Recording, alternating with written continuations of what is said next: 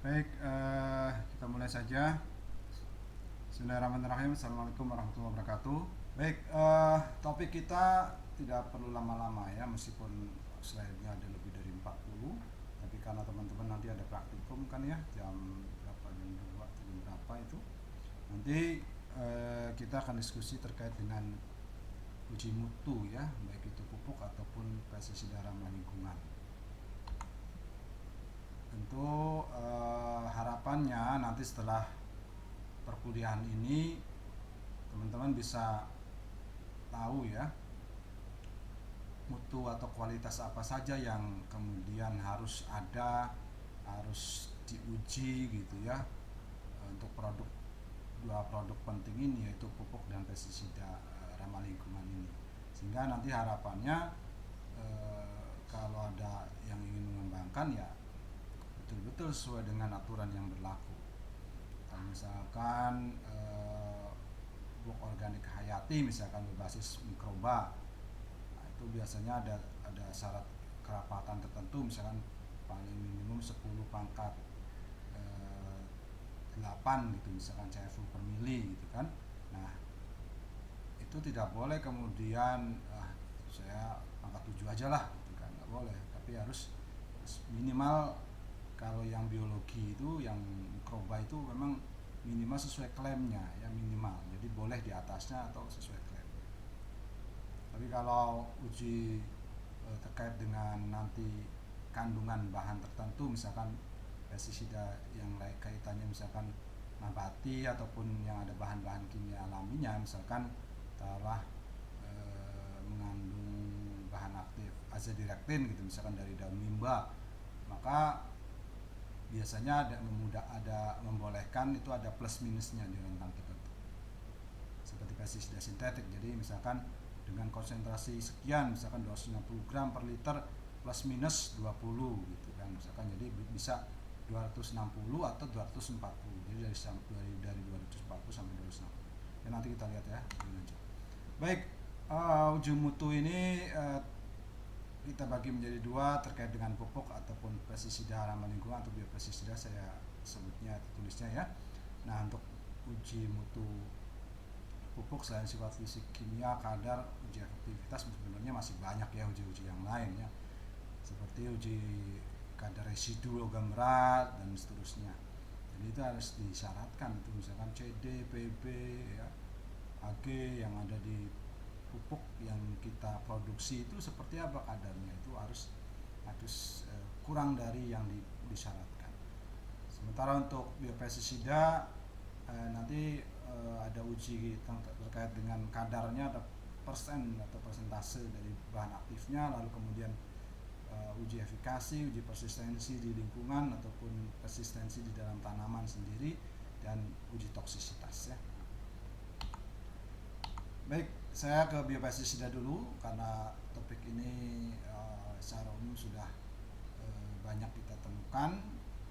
Yang pertama adalah kalau kita bicara tentang produk suatu biopestisida, tentu ada sesuatu yang kemudian orang sampaikan dalam bentuk informasi di label gitu ya, bahwa misalkan jenis biopestisida ini kadarnya sekian persen atau sekian CFU per mili atau sekian gram per liter gitu ada.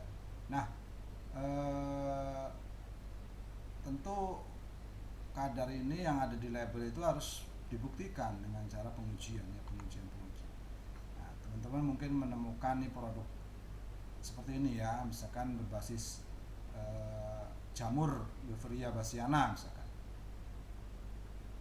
Nah, nanti di sini lihat ya, ada bahan aktifnya Beveria bassiana gitu ya, misalkan ya. Saya coba pointer ya, pointer. Nah, misalkan di sini saya katakan di sini bahan aktif Beveria bassiana. Terus kadarnya berapa? 4,5 kali 10 pangkat 10 spora per gram. Nah, ini ya sebenarnya. Nah, itu kan berarti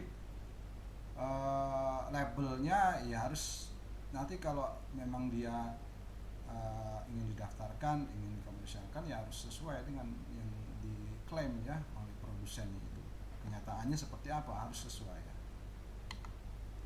Contoh ini kalau tadi berbasis jamur gitu, misalkan ini berbasis nabati, ini biasanya ini pentana, misalkan ada minyak atsiri atau bahan kimia volatil yang disebut dengan egonol misalkan egonolnya kandungannya adalah 188,4 gram per liter gitu ya dalam suatu produk ini gitu kan. Nah ini di sini misalkan, jadi harus ada dicantumkan ini untuk setiap produk pestisida nabati ataupun biopestisida yang lain itu kalau dikomersialkan ya harus betul-betul dicantumkan. Atau yang berbasis mimba nih, yang misalkan bahan aktifnya adalah azadirachtin ya, 1,25%. Nah, kan harus dicantumkan. Jadi nggak boleh kita buat tapi kita nggak cantumkan ya, nggak cantumkan. Kalau memang kita ingin secara luas dipakai. Ya. Nah, ini kita lihat teman-teman, di sini ada 50 EC, berarti dia emulsion concentrate ya formulasinya. Baik, untuk uji ini teman-teman bisa pakai banyak alat. Kalau ranahnya bahan-bahan kimia yang volatil seperti yang terdapat pada daun-daunan ataupun rimbang-rimbangan ataupun minyak-minyaknya nih, minyak tadi minyak egonol gitu ya, misalkan dari misalkan dari akar wangi dan seterusnya, maka teman-teman bisa pakai namanya gas kromatografi ya. Nah, gas kromatografi itu untuk senyawa-senyawa yang volatil tetapi tidak rusak ketika suhu tinggi. Jadi nanti sampelnya itu disuntikan di kalau biasanya yang tidak otomatis itu di bagian atas ini, tapi yang otomatis tinggal ditaruh di putaran ini, vial-vial atau botol-botol kecil dengan konsentrasi tertentu, nanti dia muter. Nah, nanti ini mengangkat terus tinjak menyedot terus lalu menginjeksikan sampelnya ke dalam. Di sini di dalamnya ada kayak kumparan ya, kayak pipa-pipa kecil terbuat dari logam. Nah di situ sampelnya bisa dipisahkan. Nah di situ ada pemanasan juga sehingga kemudian sampelnya bisa dideteksi dalam suatu detektor, lalu muncullah pita-pita ya, bukan pita tapi kromatogram gitu ya. Nah nanti kelihatan kadarnya seperti apa, berapa gitu kan. Atau kalau misalkan teman-teman pengen yang sampai ketahuan misalkan lebih detail, bisa teman-teman misalnya ingin tahu ini kan bahan aktifnya misalkan daerah sini, tapi kok di produk saya ada pita, ada kromatogram atau puncak-puncak kecil, ini apa sih ini? Nah, teman-teman bisa pakai alat yang ini namanya gas kromatografi mass spektroskopi gitu ya. Jadi nanti kita bisa deteksi di sini biasanya di sini ada library-nya atau perpustakaannya. Jadi kalau kita lihat deteksi, ini nanti dia akan mencantumkan ini jenis bahan apa gitu, nanti kita bisa dapatkan informasi. Nah kalau misalkan bahan aktifnya itu mudah sekali rusak di suhu tinggi gitu misalkan, maka tidak boleh kan kita pakai GC itu, gas kromatografi, kita nggak boleh karena dia pakai pemanasan di atas 100 derajat, ini 200 atau berapa 300 derajat ya. Nah kita bisa pakai HPLC atau High Performance Liquid Chromatography. Nah ini di UNSUS sebenarnya punya, tapi bayarnya lumayan mahal sehingga kemudian jarang yang pakai ya. Nah padahal kalau kita bisa pakai ini luar biasa ya. Jadi nanti kita sampelnya kita larutkan dulu ke pelarut, misalkan kita punya pelarut metanol misalkan atau pelarut asetonitrile, kemudian sampelnya kita injeksikan hampir mirip dengan ini. Nanti ini ada, kalau ini kumparan tipis, kalau ini kayak tabung aja ya, kayak gini model tabung ini. Nanti sampelnya masuk sini dipisahkan lalu masuk ke detektor, dideteksi. munculnya juga sama puncak-puncak ini ya, puncak-puncak ini. Nah, nanti kita ketahuan, oh misalkan puncaknya sekian, berarti ini bahan aktifnya ini kadarnya sekian gitu. Nanti kelihatannya. Nah, pengecekan atau pengujian ini biasanya untuk produk-produk komersial ini dilakukan oleh perusahaan-perusahaan produsennya. Jadi produsennya sebelum memasarkan kan dia biasanya quality controlnya, mengirimkan sampel dulu di quality control untuk dicek gitu. Lalu kemudian kalau dia akan mendaftarkan pestisidanya itu ataupun ya pestisida nabatinya itu ataupun biopestisidanya ke Kementerian Pertanian, maka kemudian dia harus mau diuji oleh laboratorium lain yang sudah terakreditasi Komite Akreditasi Nasional misalkan ya, untuk laboratorium penguji. Nah disitulah kemudian harus mampu bisa dibuktikan berapa kadarnya sesuai nggak dengan klaimnya yang didapat. Nah kalau berbasis mikroba tentu tidak pakai HPLC ataupun GC, tetapi bahan aktifnya kita gunakan ini ya, sederhana kita bisa pakai ini di laboratorium kita ya. Kita tinggal tambahkan ke medium Na, lalu kemudian plating, lalu ditumbuhkan dan kita lihat gitu ya, atau kita hitung jumlah colony forming unitnya. Nah, kalau ini pakai teknologi ya counter otomatis, jadi nanti kelihatan jumlahnya sih, atau bisa dengan mikroskop juga bisa. Jadi pertama dimasukkan ke agar steril, lalu kemudian ada dari sini dipindahkan kira-kira berapa ya skupnya ya, masukkan ke alat yang memang di sini ada kotak-kotak kecil itu berapa milimeter gitu, nanti kita baca di mikroskop ya. Nah kelihatan nanti satu kotak kecil berapa, nanti satu kotak besar jadi berapa, nanti jumlahnya kan lihat.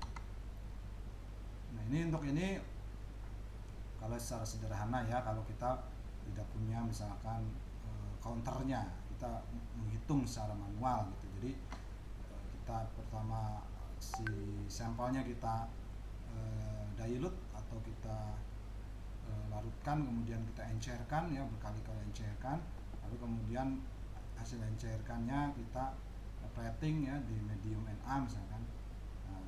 Nanti akan tumbuh gitu ya koloni-koloni. Nah kalau koloninya itu rentangnya 30 misalkan sampai 300 itu bisa kita pakai, kita bisa hitung. Tapi kalau di atas 300 bisa disebut dengan terlalu banyak untuk dihitung, dan kurang dari 30 terlalu sedikit untuk dihitung. Jadi rentangnya sekian yang baru kita bisa hitung. Lalu kalau kemudian kita sudah tahu berapa jumlah koloni yang muncul, lalu kita bisa kalikan dengan pengencerannya berapa. Pengencerannya misalkan pengenceran 10 pangkat 8 ya, nanti tinggal kita kalikan. Jadi kita ketahuan ada berapa sih ini, misalkan ada 12. Nah atau misalnya di sini contoh ada 32 ya. Oke, jadi akhirnya dapatlah kita berapa CFU per mili ya. Nah seperti yang digambarkan di awal, saya sampaikan bahwa untuk bahan-bahan aktif tertentu untuk biopestisida ada toleransi bahan aktifnya ya. Ada toleransi yang memungkinkan plus minusnya gitu ya, yang masih diterima. Sebagai contoh misalkan kalau misalkan bahan aktifnya itu ini satuannya gram per kilogram atau gram per liter ya. Kalau misalkan kadarnya kurang dari sama dengan 25 gram per kilogram atau gram per liter, maka batas toleransinya ini plus minus 15% dari kadar bahan aktif untuk formulasi yang homogen seperti emulsion konsentrat dan lain-lain. Sementara untuk bahan aktif yang heterogen, yang khususnya misalkan yang ada serbuk-serbuknya, itu plus minusnya 25%. Gimana cara ngitungnya Pak? Ya 25% nya berapa? 25% dari 25 kita berapa? Jadi kalau 50% dari 25 kan 12,5 ya. 12,5 berarti separuhnya lagi, berarti sekitar 6 komaan ya. Jadi tinggal plus 6 atau 25 dikurangi 6 ya. Berapa kira-kira? Berarti rentangnya adalah 19 sampai misalkan 31. Jadi ketika ada bahan aktif suatu biopestisida tertentu di antara rentang ini, ya masih nggak apa-apa, masih diperbolehkan. Kalau melebihi ini boleh nggak? Tidak boleh. Kenapa? Nanti khawatirnya kalau kadarnya terlalu banyak ketika diaplikasikan di lapangan, membuat terlalu banyak terpapar nanti organisme targetnya ya, ataupun nanti ya tentunya rugi bagi perusahaan karena kadarnya besar yang dipakai melebihi dari nilai. Nah kalau di bawah 19 misalkan, ya tentu nggak boleh karena ada batasan ya kan, ketika dia mampu bekerja dengan baik, misalkan konsentrasinya seberapa, kalau ternyata dikurang kan sangat memungkinkan jadi kerjanya nanti tidak efektif.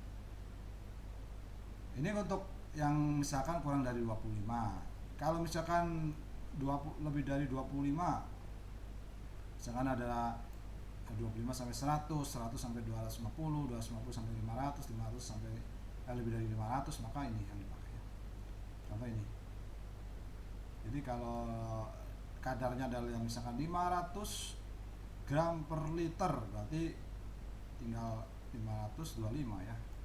525 plus minusnya, yang bagian batas atasnya, batas bawahnya berapa? Berarti 475 ya. Jadi tinggal 475 sampai 525 untuk rentangnya, gram per liter itu misalkan. Nah, bagaimana kalau pestisidanya itu biologi ya? Ya misalkan jamur, kemudian bakteri. Apakah ada rentang-rentang ini, Pak? Ternyata tidak ya. Nah, kita lihat di aturan itu hasil uji mutunya ya harus minimal sama dengan klaim ya.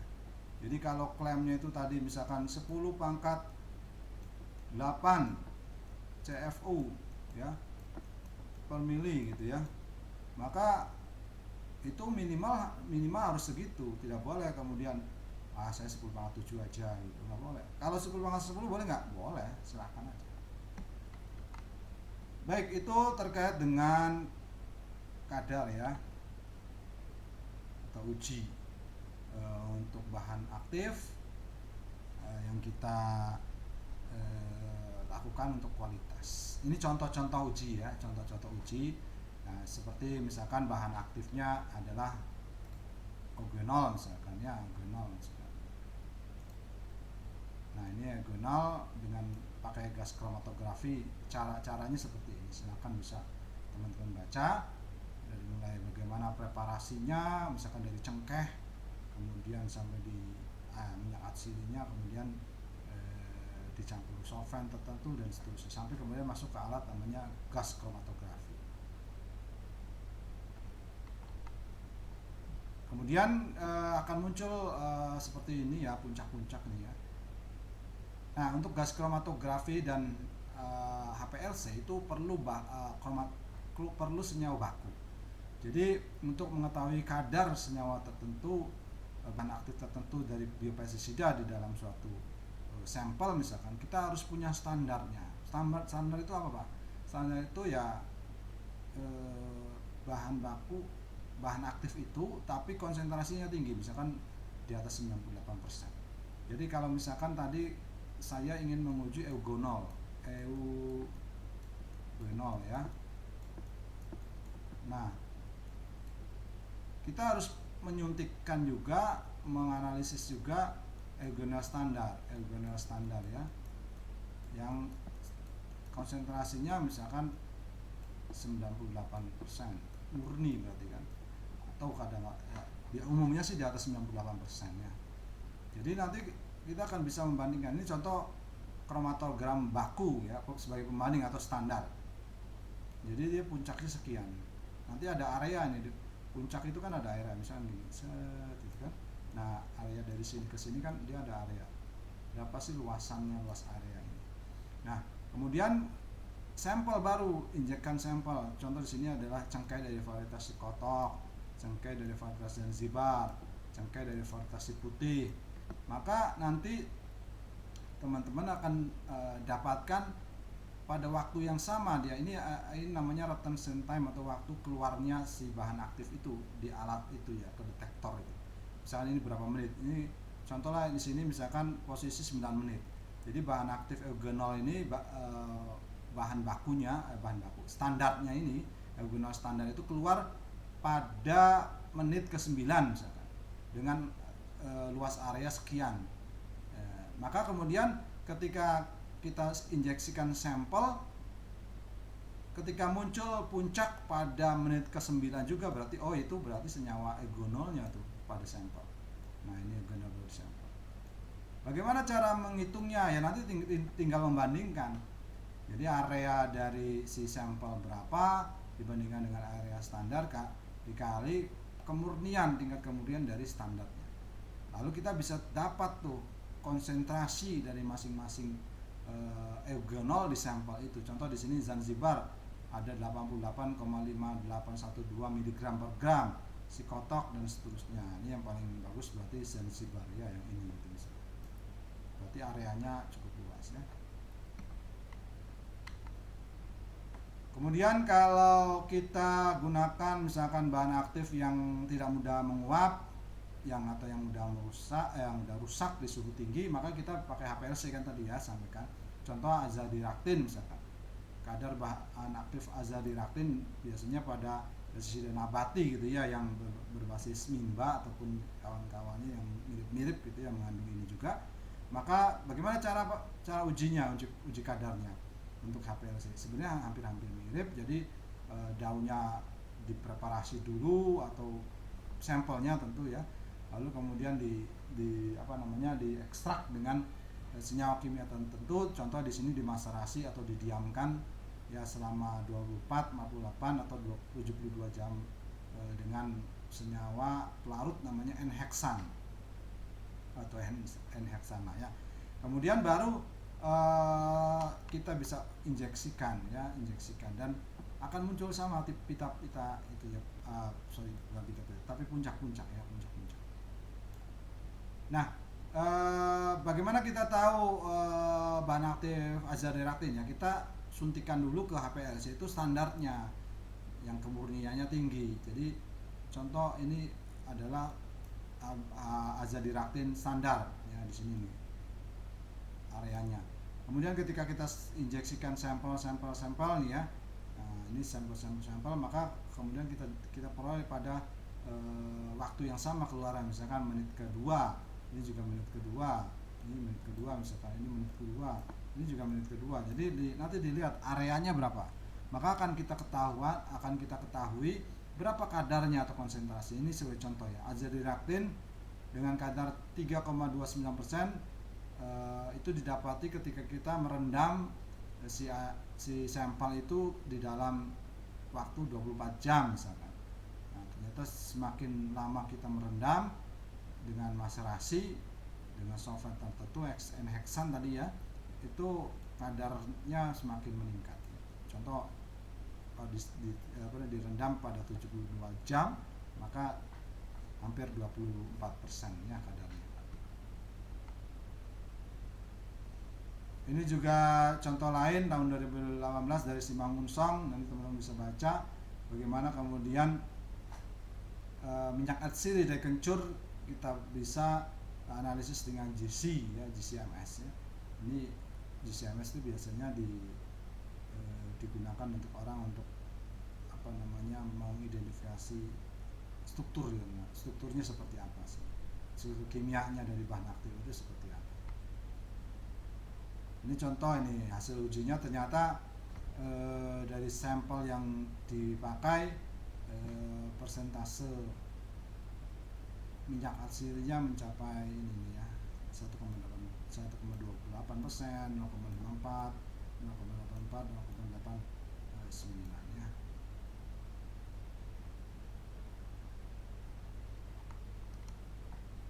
Ini kromatogramnya muncul. Nah, nanti kalau teman-teman pakai gas kromatografi mass spektroskopi, jadi spektroskopi massa, maka teman-teman nanti akan bisa menentukan senyawa-senyawa kimia apa sih yang ada di sampel itu, tidak hanya senyawa kimia target. Contoh di sini ya, misalkan nama senyawa kimianya ternyata pada menit ke 3,3 gitu dapat limonen. Nah ini di library-nya ada, di alat itu di library-nya ketahuan. Nah, misalkan pada menit ke 3,4 hampir ke 3,5 itu ada sineol. Nah, berapa jumlah persentasenya? Nah ini persentase. Ini total kan total dari sampel nih segini. Nah persentase ini masing-masing ya. Baik, itu yang pertama terkait dengan uji mutu biopestisida. Yang kedua, uji efikasi. Nah, uji efikasi itu tujuannya untuk mengetahui seberapa efektifkah formulasi biopestisida dalam mengendalikan hama penyakit ya yang menjadikan target. Semakin berkualitas formulasi ya tentu akan semakin diinginkan. Nah, efikasi sendiri itu merujuk kepada respon maksimum yang potensial dapat dihasilkan oleh suatu biopestisida ya. Ini sebagai contoh misalkan uji efikasi biopestisida ekstrak gulma bebandotan terhadap hama Crodilomia binotalis Zeller misalnya yang menyerang pada tanaman kubis. Ulat ini selain pada kubis ada menyerang pada sawi, lobak dan seterusnya. Bagaimana kita lakukan uji efikasi? Ya, tinggal kita tahapannya pertama kita timbang, kita bahannya ya, misalkan ekstraknya ya, si yang kita akan ujikan, kemudian dicaca-caca atau kita buat dulu ya biopestisida gitu. Kalau sudah buat sih kita bisa langsung aplikasikan. Ini contohnya kalau belum buat ya, maka kemudian mereka lakukan perendaman dengan solvent tertentu, misalkan etanol 95% selama 2 hari 48 jam berarti ya 2 hari, kemudian cairannya dipakai, endapannya dibuang ya, misalkan seperti itu. Lalu kemudian bagaimana caranya kita pakai ulat gitu ya. Jadi pakan ulat itu apa? Misalkan pakan ulat itu sayur. Ya, nanti teman-teman di siang nanti akan uji coba ya. Sebenarnya saya pengennya ulat, tapi saya nggak ketemu ulat ya, ulat untuk sayur itu nggak ketemu. Akhirnya ya mungkin barangkali ketemu ada belalang, ada jangkrik ya. Jangkrik sebenarnya tidak terlalu target ya, tidak target itu yang hama itu kan belalangnya ya sama ulat. Tapi nggak apa-apa ya, namanya juga praktikum ya. Kurang lebih seperti ini. Jadi bagaimana kemudian makannya, bahan makanannya direndam dulu ya, dalam suatu ekstrak tadi biopestisida selama beberapa detik, misalnya di sini 30 detik, lalu kemudian dikering anginkan, lalu kemudian diberikan kepada OPT target. Ya, diberikan pada OPT target, terus diamati selama misalkan 24 jam, 48 jam atau berapa jam, 36, 48 jam terserah ya. Biasanya sih kalau di aturan kementerian itu 24 jam, 36 jam dan 48 jam. Tapi kalau di praktikum kan kelamaan ya. Mungkin kita bisa lihat 4 jam berikutnya, 8 jam berikutnya, misalkan sehari berikutnya, nanti kita lihat apakah organismenya itu, sasarannya itu betul-betul mati gitu atau masih hidup. Nah, ternyata kalau dilihat di sini persentase atau kemampuan dari ekstrak itu kemudian mengendalikan membunuh dari larva itu, dari ulat itu konsentrasi 3 ppm hampir 33 sampai 53% ya. Sebenarnya kalau 5 ppm hampir menjelang rentangnya 53 sampai 70%. Jadi ternyata ppm jauh lebih baik ya, 5 ppm. Atau misalkan teman-teman punya kecubung. Nah, kecubung ini sebenarnya punya kemampuan untuk biopestisida yang sangat baik. tapi sekarang dilarang karena dimasukkan ke dalam kelompok psikotropika ya. Jadi ketika orang mengkonsumsi kecubung itu bisa berhalusinasi seperti orang mengkonsumsi ganja dan seterusnya. Nah, maka kemudian sayang sebenarnya karena ini bisa dimanfaatkan untuk biopestisida. Sebagai contoh misalkan lalat, hama lalat ya. Nah, pada tanaman kentang kan banyak sekali dia menyerang tanaman kentang, maka biopestisida ekstra kecubung kita bisa gunakan untuk kendalikan hama lalat. Bagaimana uji efikasinya ya? Untuk tahapannya biji kecubung dihaluskan, diekstrak menggunakan solvent tertentu di soklat ya, di soklat maksud saya. Kemudian dilakukan penguapan, lalu cairannya dilakukan pengujian ya terhadap OPT target. Nah, menurut Susilawati tahun 2015, ekstrak kecubung dengan konsentrasi 1 mili per 5 mili air, jadi hanya perlu 1 mili misalkan untuk 5 mili air, lalat target menjadi pasif ya, lalatnya menjadi diam gitu ya, tidak aktif ya, dia pasif. Atau misalkan teman-teman punya bahan aktif yang lain, citronella, oleandrin, sinaldehid atau yang lainnya, silakan bisa dipakai ya. Nah, kemudian kita lakukan uji ya terhadap hamanya apa, misalkan ulat juga, maka udah tinggal dimasukkan ke direndam ke tanaman makannya, pakan dari si ulat tersebut, lalu kemudian ulatnya suruh makan, lalu nanti diamati berapa persen matinya. Ternyata awal kematian larva itu posisinya pada 36 jam, lalu akhir kematian larva pada 84 jam, 72 sampai 84 jam. Bagaimana dengan Bacillus thuringiensis? Gabriel agroekologi meskipun basisnya ada juga umumnya PGPR ya, bakterinya, tapi kita juga punya Bacillus thuringiensis ya. Ini bisa dimanfaatkan untuk biopestisida sebenarnya, berbahan bakteri atau Bacillus subtilis. Kita punya Bacillus subtilis yang punya kemampuan untuk biopestisida. Sebenarnya di panduan praktikum itu ada hanya karena memang waktu kita terbatas,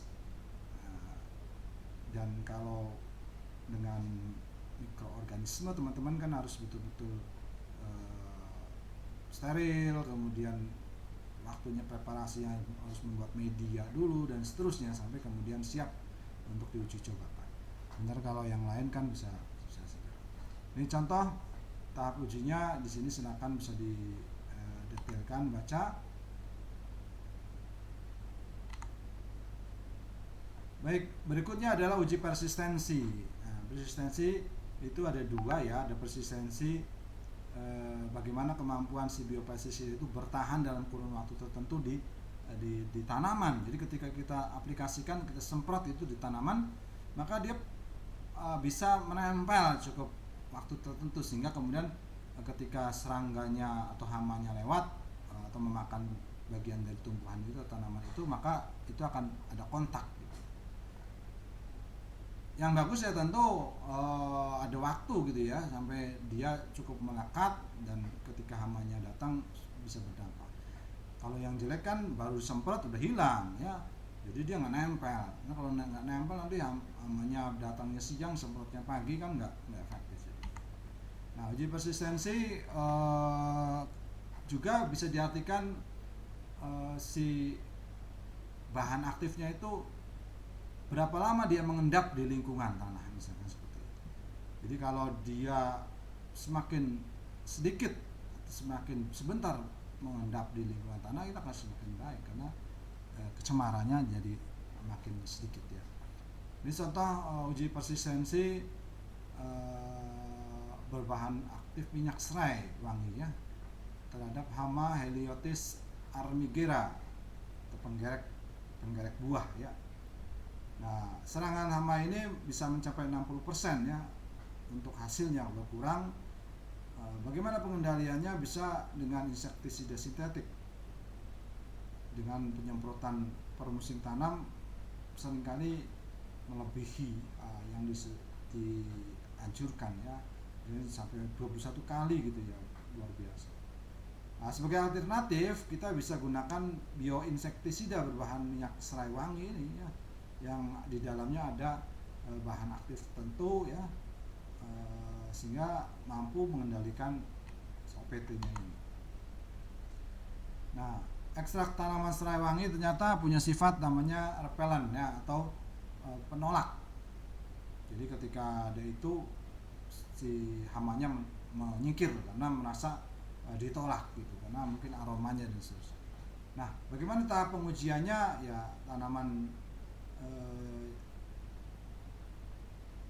cabai yang sudah berumur gitu, misalkan sekitar 65 hari, kita semprotkan dengan ekstrak minyak serai wangi. Lalu kita amati berapa waktu persistensinya nempel di dalam tanaman itu, tanaman cabai itu. Ternyata waktunya hanya berkisar 1-4 hari setelah pemakaran. Jadi betul-betul biopestisida itu harus sesering mungkin ya diberikan. Tapi kita harus betul-betul juga lakukan pengujian untuk mengetahui daya persistensinya, nempelnya di dalam tanaman itu berapa hari. Jangan sampai kemudian sebenarnya daya persistensinya atau daya tempelnya di tanaman misalkan 5 hari, lalu kemudian dalam waktu sehari kita sudah semprot lagi, kan sayang. Baik, berikutnya ada uji toksisitas. Toksisitas itu daya racun ya, ada tingkat kerusakan. Iya. Baik, ada tingkat kerusakan. Aplikasi dari biopestisida itu seberapa jauh sih bahan aktifnya itu kemudian beracun bagi organisme target ataupun non target. Nah, dengan cara uji toksisitas, mutu toksisitas ini kita bisa tahu kemampuannya ya. Nanti di laboratorium, di praktikum teman-teman melakukan pengujian di hama juga di organisme non target ikan ya, ikan. Nanti lihat berapa persen ikan dalam waktu berapa jam dia mati ya. Oke, bandingkan antara biopestisida dengan pestisida sintetik. Biopestisida berbasis misalkan limbah berbasis lemang-lemangan, atau biopestisida berbasis misalkan gulma, babandotan dan seterusnya. Ini contoh toksisitas berbahan gulma ya, biopestisida berbahan gulma terhadap hama gudang. Nah, biopestisida potensial yang bisa digunakan untuk hama gudang ini banyak. Ada alang-alang, ada putri malu, rumput teki, tembelekan, babandotan ya. Bagaimana toksisitasnya? Ini penelitian saya belum mendapatkan informasi terkait tahunnya ini kapan dilaksanakan. Ternyata menurut Astiani dan Wafid, aplikasi biopestisida ini kelompok gulma putri malu dengan konsentrasi 4% dan patikan kebo serta tembelekan dengan dosis 6%, misalnya 2 dan 6%, dengan gulma babandotan dengan dosis 2%, menunjukkan populasi hama 0 atau tidak terdapat hama bubuk sama sekali pada saat penyimpanan melicat. Jadi betul-betul mampu mencegah keberadaan hama ya, hama gudang.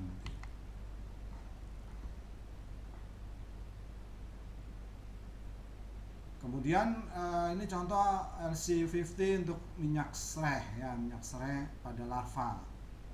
Nah, nanti hasil uji menunjukkan dari Hasim et al. Tahun 2010 itu ternyata minyak serai dengan konsentrasi 5.000 ppm, 4.000, 3.000, 2.000, 1.000 itu diuji lalu kemudian ingin diketahui berapa sih nilai LC50-nya. LC itu lethal concentration ya. Konsentrasi yang bisa menyebabkan 50% populasi itu meninggal atau mati ya untuk hewan. Nah, ternyata hasil uji menunjukkan dari rangkaian beberapa ppm yang digunakan 5.000, 4.000, 3.000, 2.000 dan 1.000 ppm, ternyata yang menunjukkan LC50-nya pada posisi 3.324,89 ppm. Jadi dengan konsentrasi 3.300-an ppm itu separuh dari populasi dari makhluk hidup ya yang kita paparkan itu ternyata berdampak. Contoh ini untuk non target. Kalau tadi dengan organisme dengan target, sekarang dengan non target.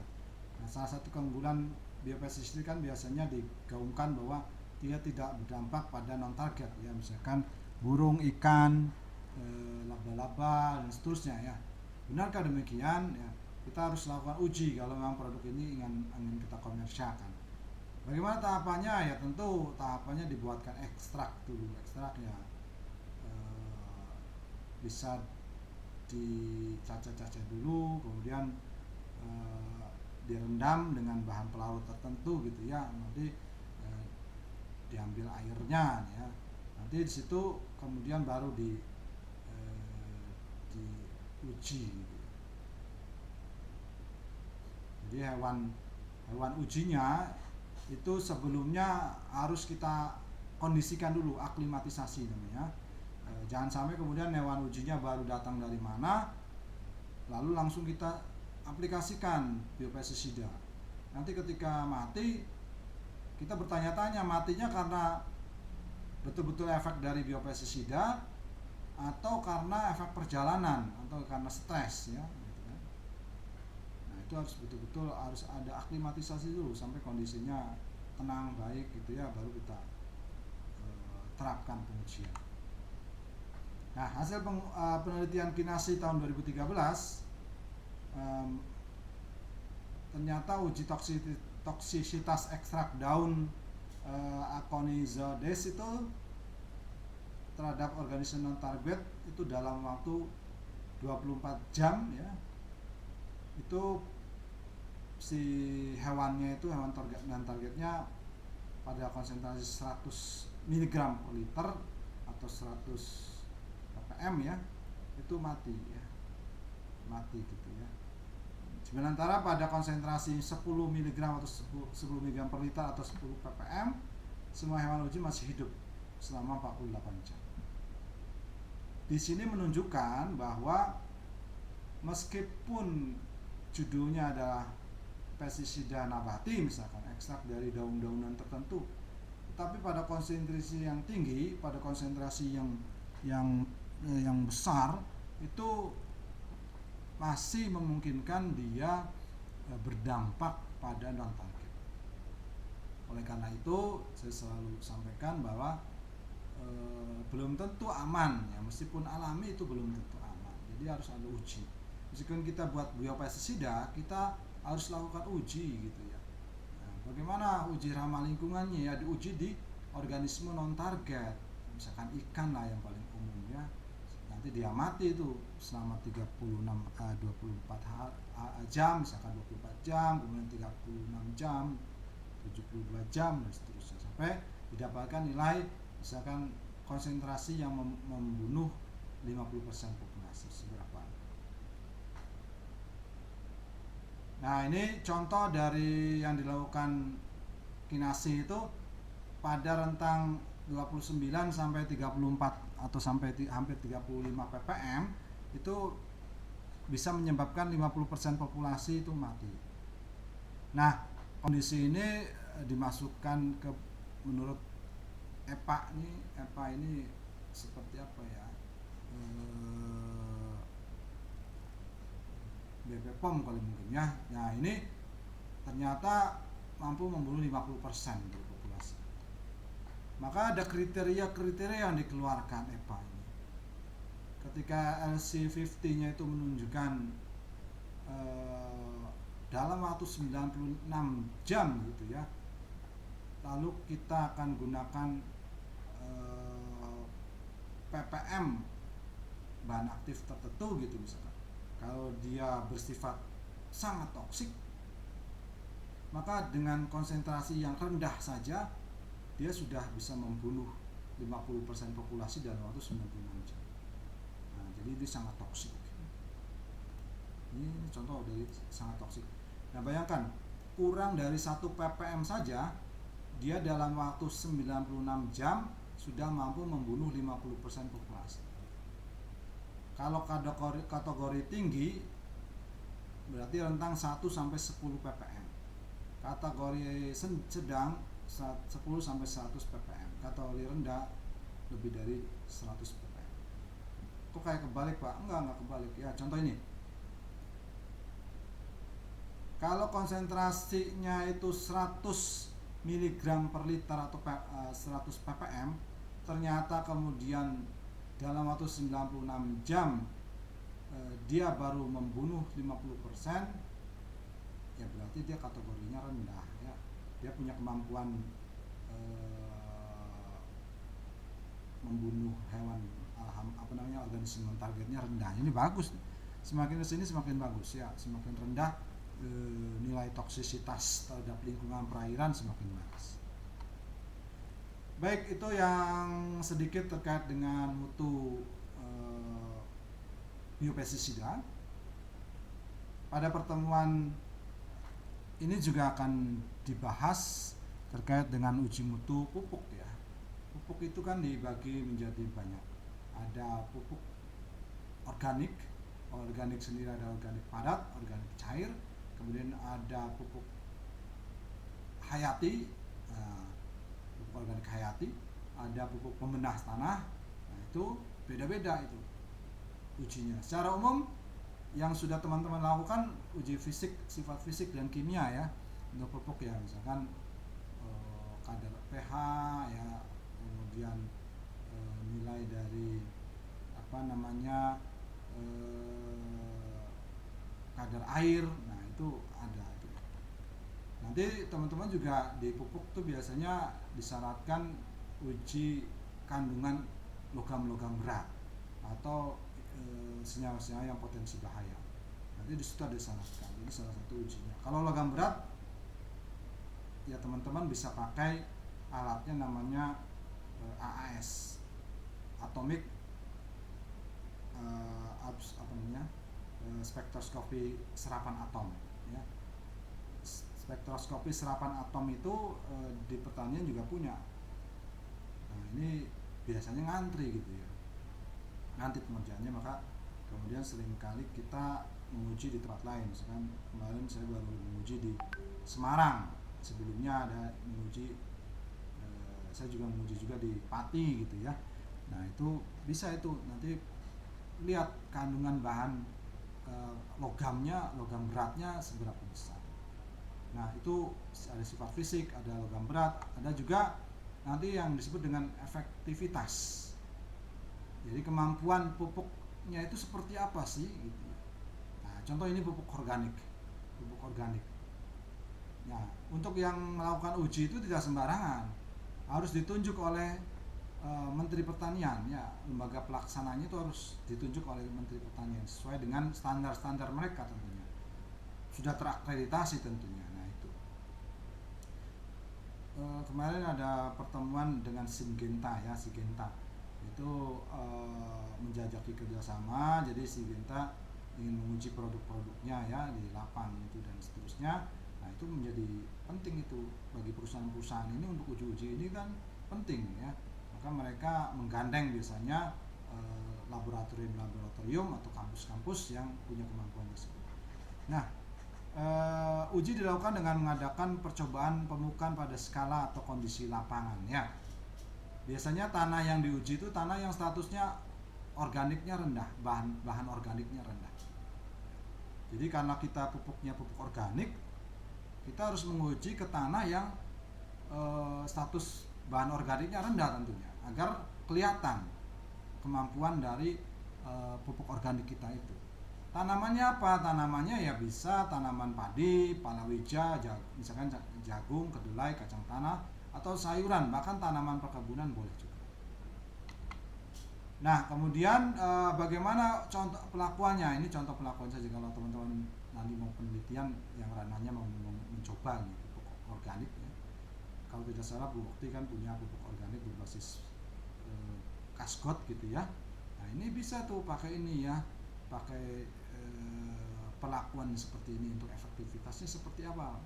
Nah, ini melakukan uji, misalkan kontrol NPK satu rekomendasi, dosis rekomendasi 34 dosis rekomendasi, kemudian ada 34 plus setengah, 34 nya NPK, setengahnya organik. Nanti kita lihat hasilnya ya. Nah, berikutnya ada untuk pupuk hayati seperti apa? Kan tadi pupuk organik misalnya padat ya. Kalau pupuk organik hayati atau pupuk hayati seperti apa? Pupuk hayati kan berbasis misalkan PGPR ya, plant growth promoting rhizobacteria, atau bakteri yang biasa di daerah perakaran ya, daerah rhizosfer. Nah, disitulah bakteri itu punya kemampuan misalnya menambah N, melarutkan P, menghasilkan hormon IAA atau pemacu tumbuh dan seterusnya. Maka itu bisa digunakan untuk menjadi pupuk hayati. Mungkin bagi teman-teman yang sedang magang di Petro, di BRIN, itu juga mengembangkan ini ya. Nah, di mana diujinya? Nah, diujinya juga di tanah dengan kesuburan biologi yang rendah tentunya. Jadi karena ini basicnya adalah pupuk hayati, jadi kan ada mikroba, maka diujinya di kesuburan biologinya rendah ya, kesuburannya rendah. Tanaman ujinya sama ya, padi, palawija, bisa sayuran, bisa tanaman perkebunan ya. Kami biasa mencoba di tanaman padi dan sayuran. Mungkin teman-teman tertarik di jagung atau seterusnya ya. Nah, ini contoh pelakuan uji efektivitas pupuk hayati ya.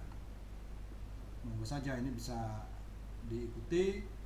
Pupuk hayatinya nanti digabungkan misalkan dengan NPK gitu kan. Bagaimana dengan pupuk pembenah tanah? Nah, pupuk pembenah tanah kan beda lagi ya. Pupuk pembenah tanah ya biasanya sih di komposter apa ya gitu ya. Jadi bagaimana dia kemampuannya itu mendegradasi bahan-bahan untuk pengomposan gitu. Nah, ini contohnya bahan yang dipakai adalah jerami padi segar untuk ujinya ya. Jadi untuk uji efektivitas pembenah tanah itu pakainya jerami padi segar ya. Kemudian kita buat bak kompos ya, 1x1x1, jadi volumenya sekitar 1 meter kubik ya. Kemudian tinggal ditambahkan di komposternya di situ kan, nanti per berapa minggu gitu atau berapa hari kemudian diaduk dan seterusnya.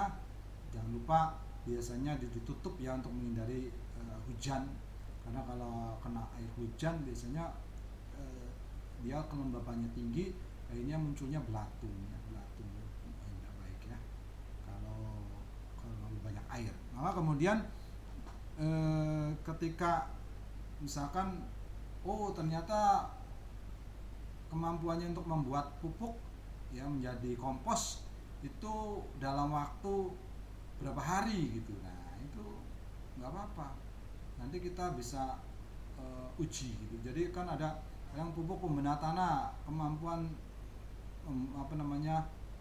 membuat komposnya misalkan dalam waktu 2 minggu. Nah, betul nggak 2 minggu seperti itu? Nanti kita lihat produknya, kompos yang dihasilkannya apakah punya nilai CN rasio kurang dari 25 gitu kan. Kemudian suhunya sekitar 30-an, jadi tidak panas lagi, kemudian warna gelap dan tidak berbau. Nah, kalau yang jadi kan komposnya sudah jadi kan ada tanda-tandanya ya seperti ini. Nah, kalau sudah ternyata betul-betul tahu kita informasinya di label dan kenyataannya kita uji ternyata sama, maka itu berarti efektivitasnya bagus ya, sesuai dengan apa yang diklaim oleh produsen. Oke, baik teman-teman, sedikit dari saya ya yang materi yang disampaikan, mudah-mudahan bermanfaat.